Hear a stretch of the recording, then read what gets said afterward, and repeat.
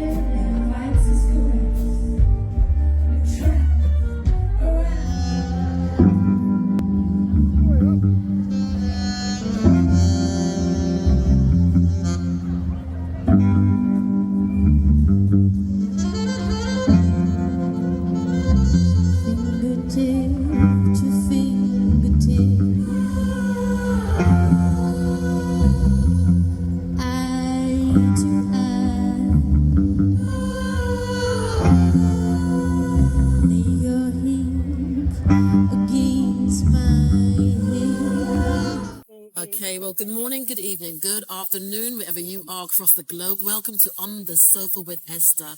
It's a real pleasure to meet you, Corinne. Thank you. Nice to meet you too. I've never seen you perform before. Hold my hand up. But I was really inspired by your connectivity and how that came through you. Thanks. And, you know, how I sensed that coming through you. And also, there was a real honouring. There was a real ode to everything of. So I'm getting a bit deep here. So, I mean, when you go up on stage, where do you go? Where does it take you? I mean, I think I definitely want to be honest, and I really do want to connect as well with the audience. You know, we don't have a super slick show. We're not running loads of backing tracks. We're not on clicks. You know, it's a live band. So I think we have to really feel it in order for it to actually happen and come across. So, you know, I'm just looking out, like, who's feeling it, who's connecting. I really want to transcend, you know, I want to feel it and I want to sort of get lifted up, you know, so I think I'm just trying to find that really, you know, yeah. Well, I can sense that you do feel it, because even just the way you open the show, that whole symbolic process of, you know, if you say honouring the ancestors or just really opening up from that deeper space, then overflowed into what you've gifted us with. Oh, nice one. Thank you. I'm glad that it's seen. I really appreciate that. Yeah, I think it is important to connect with what's gone before, and even in a space like this, or even just who else has been on the stage that day. It's like you're not just kind of popping up, that like the things have been, energy's been set when the audience is there. We're all real people, you know, so yeah, I like to connect to that. And you said that this year you've got a lot going on this year. You're, you know, festival after festival, traveling after traveling. You know, the times when you get tired, what does Corrine Bailey do? You know, I think I really like to be outward facing, and I get a lot from performing. So I find, like, even if I'm tired going on stage, I always come off stage sort of full of energy. Yeah. So I think by the time I realise I'm tired, it's probably too late. But I do like to just, I guess, be on my own for a little bit. I don't get that much time on my own these days, but when I do, I just make the most of it and sit in the bath for 2 hours. And moving forward, I mean, is anything new that's going to be coming from you? What else is going to be expanding out of you? Well, I'm putting out more songs I did 20 songs with Black Rainbows, but we only really finished 10 because it was just taking so long. I thought, let me just focus on these 10. So I guess I'm kind of finishing different bits and pieces from Black Rainbows, and then I'm putting out other music. I just think, you know, historically I've taken quite a long time between records for all various reasons. But I would love to just be like, now I'm feeling in this mode of feeling more free and more connected, you know, to be just put out more music, you know. So that's what I really want to do, you know, and just have more confidence in it as well. Yeah. It's interesting because I noticed you use the word free quite a lot. Right. No, that's a good thing, because it's almost like the freer you get, the more the more that you can embrace and share confidently. Yeah, yeah. You know, sharing those, sharing those stories on stage, of storytelling was really sort of symbolic also of, listen to that in the background. It's like a bass line. Oh yeah, I thought it was the drummer. He's just throwing out the beer kegs. Yeah. But you know, the storytelling is very symbolic of, a culture. Yeah. And then you sort of weave that into the now as well. That was quite.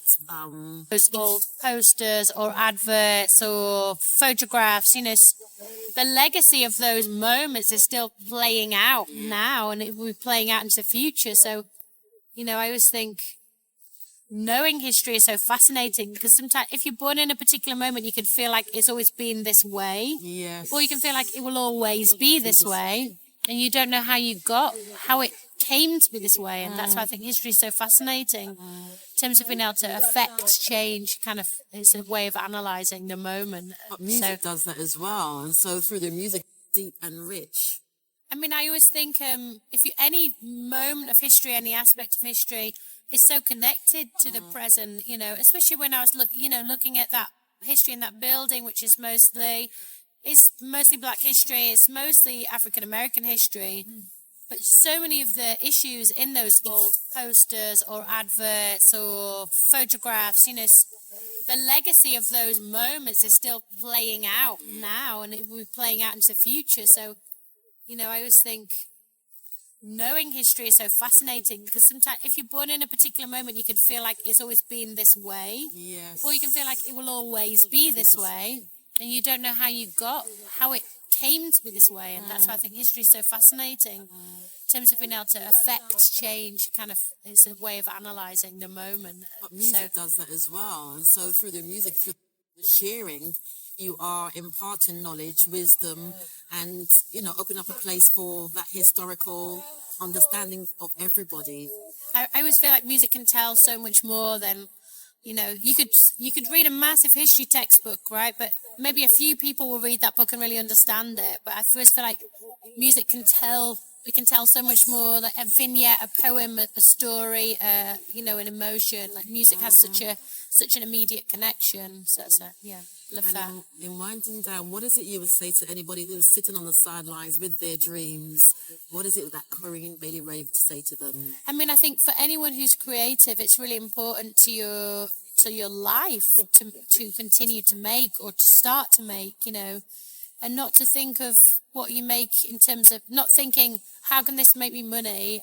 I think you should just make your art, because I think that's how we're made. We're made as creative people, and I think it's really important to let that out. Otherwise, you can feel so stifled and unfulfilled. And I just think, if someone who makes clay or makes a bowl, or someone who paints a painting, or someone who writes a play, or all those things are really important.